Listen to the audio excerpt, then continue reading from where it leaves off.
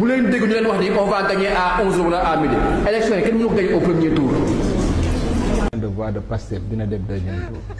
dina dem mais mënul remporter l'élection au premier tour. amul benn sondage bu wane loolu.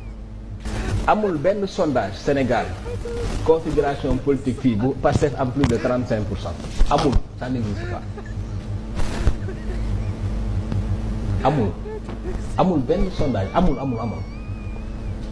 donc seen voix bu tasee mooy demuñu. xamante ni mooy opposition bi tamit am émiettement bu yaatu loolu boo koy xool ci jàngat sauf extraordinaire da lay jox une forte probabilité de deuxième tour ndax ni affaire yi dispersé wu ko candidats yi ni ñu taxawee ci 9 régions am bu ci nekk candidat nga gis région yi amul candidat bi ci ëpp doole ci région yi amul candidat mooy le Bawol mooy région wu Diourbel moo amul candidat te ce que Mbacké et Touba représentent pour les élections présidentielles lu yéeme la Diourbel amul candidat am lu muy représenter ci élection présidentielle mu am ñaari candidat yu ñu xawoon a sentir trop.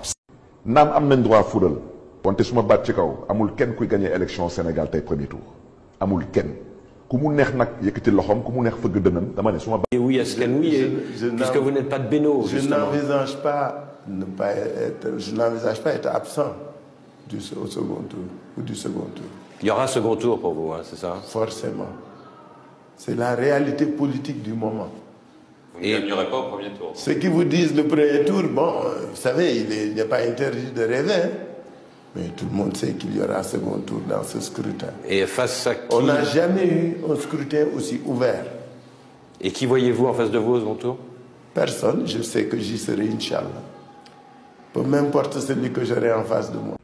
bu ñu demee deuxième tour incha allah danañu gën a dajawaat xool kan moo gën ci programme yi ñu am ak kan moo gën ci Sénégal jërë ngeen jëf